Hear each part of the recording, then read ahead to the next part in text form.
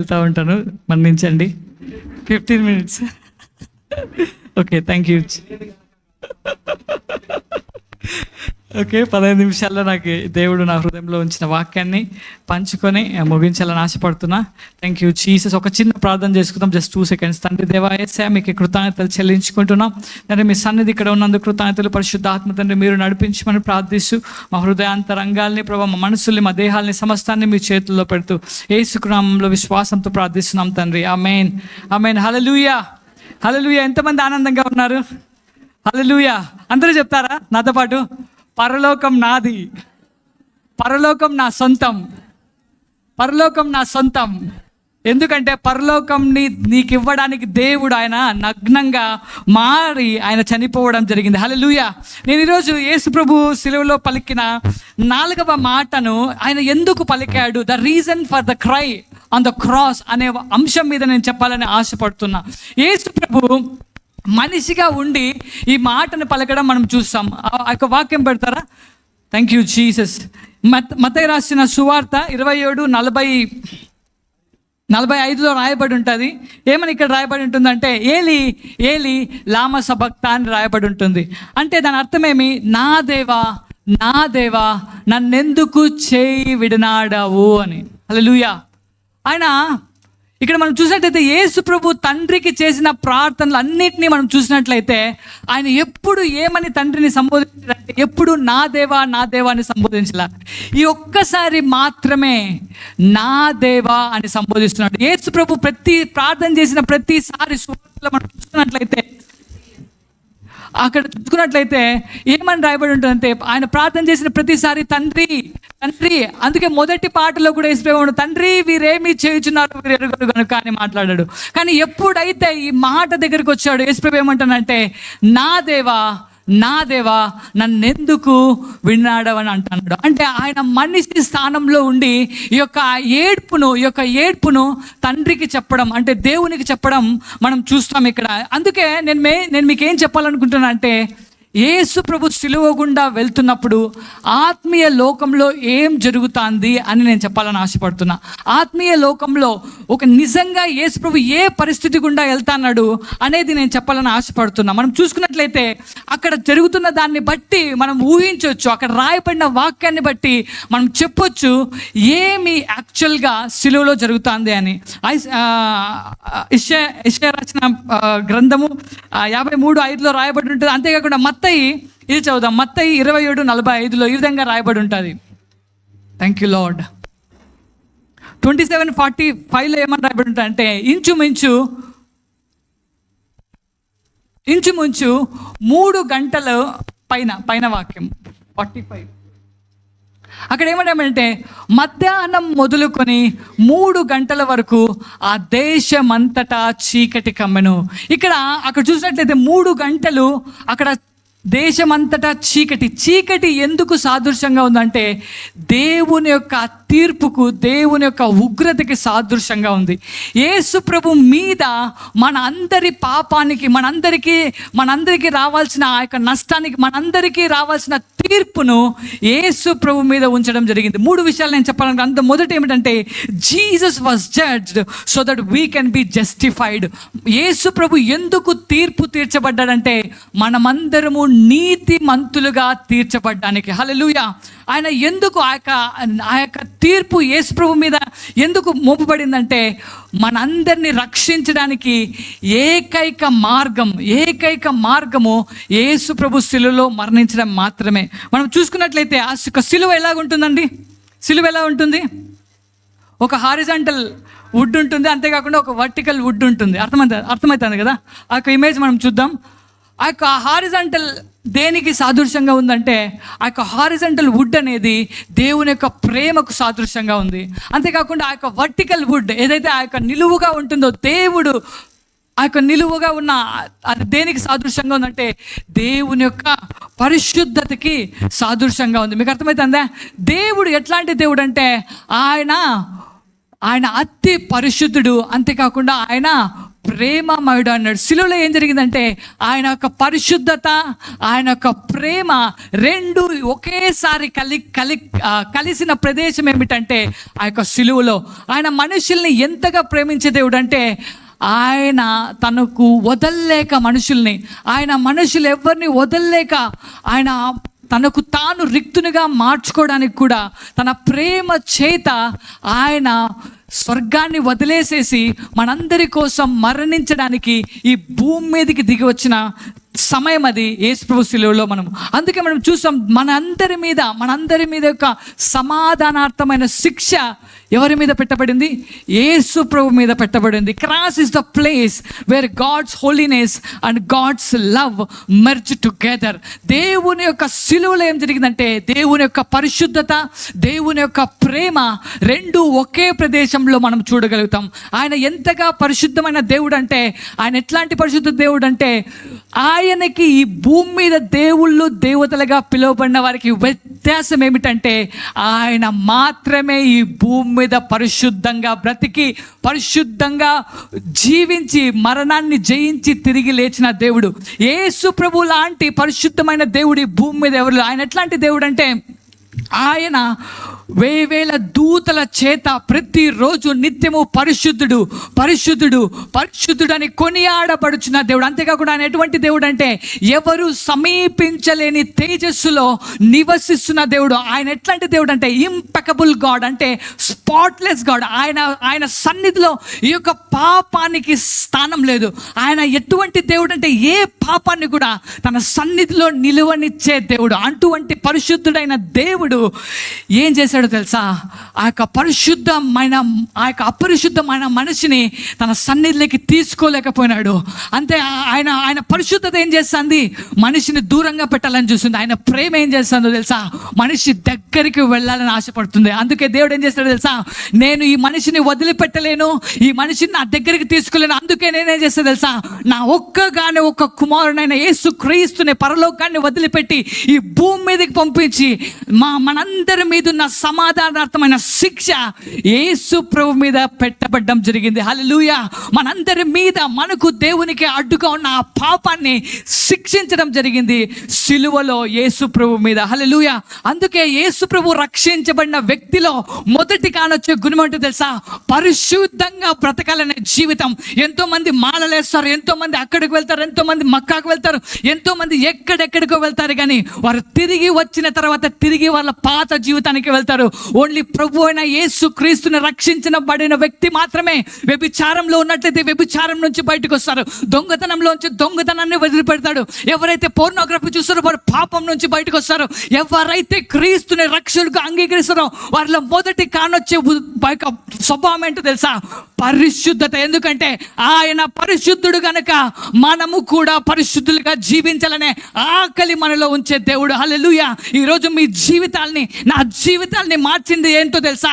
ఆయన పరిశుద్ధుడు గనక మనల్ని కూడా పరిశుద్ధులుగా జీవించాలనే ఆకలి రక్షించబడిన వారిలో ఉంచే దేవుడు. హల్లెలూయా, హల్లెలూయా. అందుకే యేసు ప్రభు ఎంతమందిని మార్చాడు తెలుసా? హంతకుల్ని మార్చాడు. హల్లెలూయా. అందుకే మనం ఆనందించాలి. నా దేవుడు మతానికి సంబంధించిన దేవుడు కానీ ఆయన హంతకుల్ని మార్చిన దేవుడు, ఆయన వ్యభిచారాన్ని మార్చిన దేవుడు, ఆయన వ్యసనంలో ఉన్నవారిని విడిపించిన దేవుడు, ఆయన మోసగాల్ని మార్చిన దేవుడు, ఆయన హంతకుల్ని సైతం క్రీస్తు కోసం మరణించే వారిగా మార్చివేసిన దేవుడు. ఎందుకంటే ఆయన పరిశుద్ధత ప్రతి పాపని పరిశుద్ధునిగా మార్చే దేవుడు ఆయన. హల్లెలూయా. అంతేకాకుండా ఆయన ఎట్లాంటి దేవుడు అంటే ఆయన ప్రేమమయుడు. హల్లెలూయా. ఆయన ఎట్లాంటి ప్రేమ అంటే ఆయన ప్రేమను మనం ఎక్కడ చూస్తామంటే సమరయ స్త్రీతో ఆయన వ్యవహరించిన విధానాన్ని మనం చూడగలుగుతాం. సమరయ స్త్రీ దగ్గర నేను వాక్యం చూపించను, కానీ సమరయ స్త్రీ దగ్గరికి యేసు ప్రభు వెళ్తున్నప్పుడు అక్కడ ఏమని రాయబడి ఉంటుందంటే, మొదటిది యేసు ప్రభు చాలా టైర్ అయిపోయినాడంట. అంటే యేసు ప్రభు చాలా అలసిపోయాడు ఆమెను ఎత్తుక్కుంటూ వెళ్ళడం. అంతేకాకుండా యేసు ప్రభు ఏమన్నాడంట? దప్పిక్కుని ఉన్నాడంట. అంతేకాకుండా యేసు ప్రభు ఏమైనాడు తెలుసా, ఆయన ఆకలి కొన్నాడు. మీకు తెలుసా ఆయన ఎట్లాంటి ప్రేమమయుడైన దేవుడు అంటే, ఆయన జీవజల నది, అయిన దేవుడు నా కోసం దప్పిక కలిగి ఉన్నాడు ఈరోజు. హల్లెలూయా. ఆయన జీవాహారం, ఆయన మాత్రమే మనుషులకి జీవాన్ని ఇవ్వగలడు. అటువంటి దేవుడు నా కోసం ఆకలి కలిగి ఉన్నాడు. హల్లెలూయా.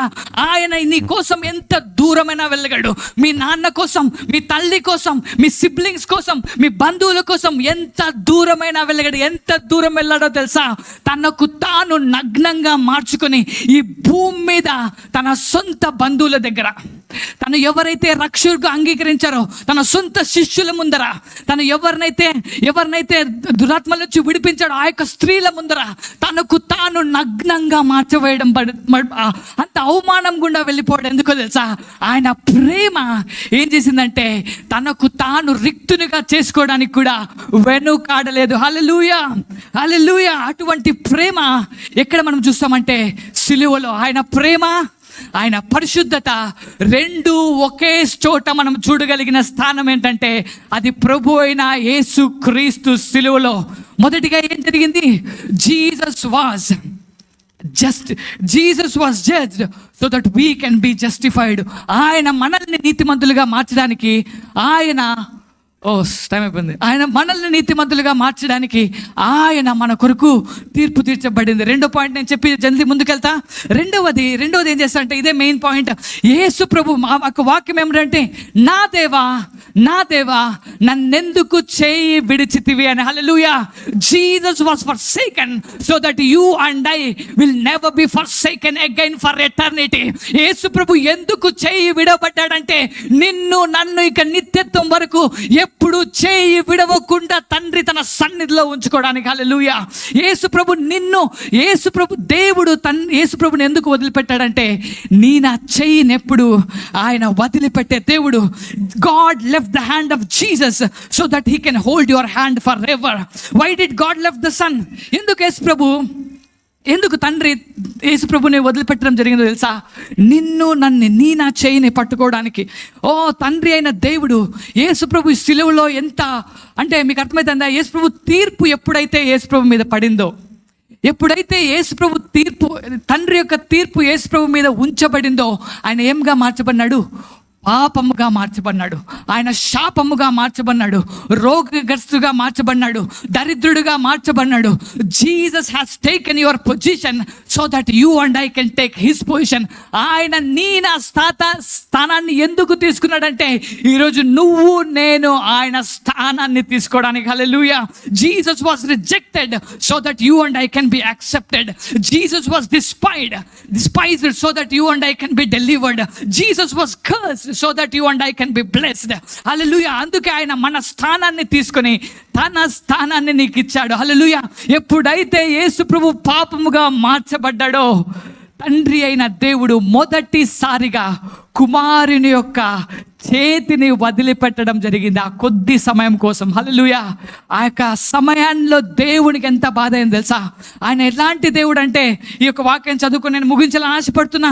రోమీయులు రాసిన పత్రిక 5 వాక్యం 6 వాక్యం 5 అధ్యాయంలో 6 వాక్యం మనం చదువుకుందాం. ఆయన ఎట్లాంటి వ్యక్తుల కోసం మరణించాడంటే ఆయన భక్తిహీనుల కోసం మరణించినాడు.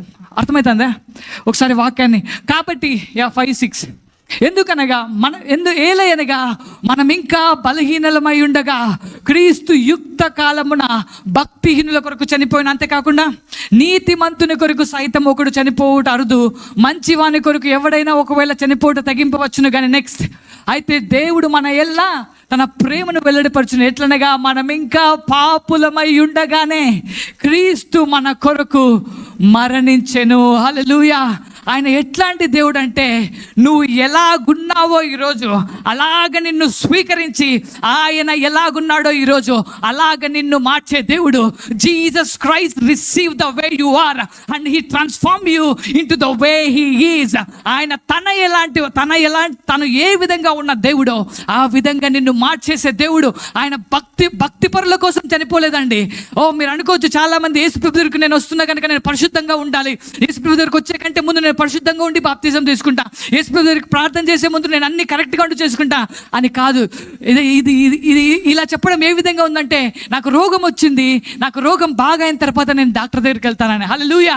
అది కాదు. కానీ నువ్వు ఉన్న పరిస్థితిలో, నువ్వు ఉన్న పాపంలో, నువ్వు ఉన్న బలహీనతలో, నువ్వు ఉన్న పరిస్థితిలో యేసు ప్రభు దగ్గరికి వచ్చినట్లయితే ఆయన నిన్ను విడిచిపెట్టే దేవుడు కాదు. కానీ ఎలాగైతే ఆ యొక్క దొంగ యేసు ప్రభు దగ్గరికి ప్రభువా నేనున్న స్థానంలో వస్తానన్నప్పుడు ఆయన ఎలాగైతే ఈ రోజే, హల్లెలూయా, ఈ రోజే నువ్వు ఉన్న విధంగా ఆయన నిన్ను తీసుకొని ఆయన ఉన్న విధంగా నిన్ను మార్చడానికి ఆయన సిద్ధంగా ఉన్న దేవుడు. హల్లెలూయా, హల్లెలూయా. నేను నా చిన్న టెస్టిమనీ చెప్పి ముందుకు వెళ్ళాలని ఆశపడుతున్నా. ఈ యొక్క సంవత్సరం ఆరంభంలో నేను చాలా బాధగుండా వెళ్తాను. నేను దేవుని ప్రేమ నుంచి బయటకు వెళ్ళిపోతాననేమో, దేవుని చిత్తం నుంచి బయటకు వెళ్ళిపోతాననేమో అని చాలా బాధపడుతున్నా, చాలా ఏడ్పుకుండా వెళ్తాను. ఎందుకంటే దేవుడు నన్ను ఈ సంవత్సరం కొన్ని నాకు తెలియని విధంగా దేవుడు నన్ను నడిపించడం జరుగుతూ ఉంది. ఎప్పుడైతే నేను మా ఒక ఫాస్టింగ్ ఉండి ప్రార్థన చేస్తానా, అప్పుడు దేవుని దగ్గర నేను ప్రార్థిస్తున్నా, ప్రభు వేర్ ఐఎమ్ గోయింగ్, నేను నీ చిత్తం నుంచి నేను దూరం వెళ్ళిపోతానన్నా, నీ యొక్క కాలింగ్ నేను కోల్పోతానన్నా, ఏం జరుగుతుంది నా జీవితంలో, ఎందుకంటే ఇంతవరకు తెలియని మార్గంలోకి నువ్వు నన్ను తీసుకెళ్తాను, ఏం జరుగుతుంది ప్రభు అన్నప్పుడు దేవుడు నాతో ఏమన్నాడంటే, నువ్వు నన్ను పట్టుకోలేదు కానీ నేనే నిన్ను పట్టుకొని ఉన్నా. హల్లెలూయా. You did not find me, I found you. You cannot run out of the will of God, you can only run into the will of God. దేవుని చిత్తం నుంచి నువ్వు బయటికి పరిగెత్తలేవు, కానీ నువ్వు దేవుని చిత్తం లేకి మాత్రమే పరిగెత్తగలవు. ఎందుకంటే మీరు ఆయన్ని పట్టుకోలేదు, కానీ ఈరోజు ఆయన మిమ్మల్ని ఈరోజు పట్టుకున్నాడు. ఎందుకంటే యేసు క్రీస్తుని ఎందుకు వదిలిపెట్టాడంటే మీ యొక్క చేతిని ఆయన పట్టుకోవడానికి. హల్లెలూయా, హల్లెలూయా. అందుకే నేను మీకు ఒక ఉత్సాహంతో నింపాలని ఆశపడుతున్నా. ఈ యొక్క రక్షణ అనే ఆనందాన్ని వదిలిపెట్టద్దండి. మీ కుటుంబంలో ఉన్న పరిస్థితిని బట్టి, మీ బలహీనతను బట్టి, మీ బాధలను బట్టి, మీ కృంగుదలను బట్టి యేసు ప్రభు దగ్గర నేను నల్లవలేనని మీరు ఎప్పుడు ఆయన నుంచి పరిగెత్తండి. కానీ ఎప్పుడైతే మీరు పాపంలో పడిపోతారో ఆయన నుంచి దూరంగా పరిగెత్తొద్దండి, కానీ ఆయన దగ్గరికి పడిపోతండి. ఎందుకంటే ఆయన చివరి వరకు నీ చేతిని పట్టుకొనే ఉన్న దేవుడు. హల్లెలూయా. ఆయన ఎప్పుడు నిన్ను విడిచిపెట్టే దేవుడు కాదు. దేవుడు ఇచ్చిన వాక్యాన్ని దీవించును గాక. ఆమేన్. Thank you Lord. ఆమేన్. హల్లెలూయా.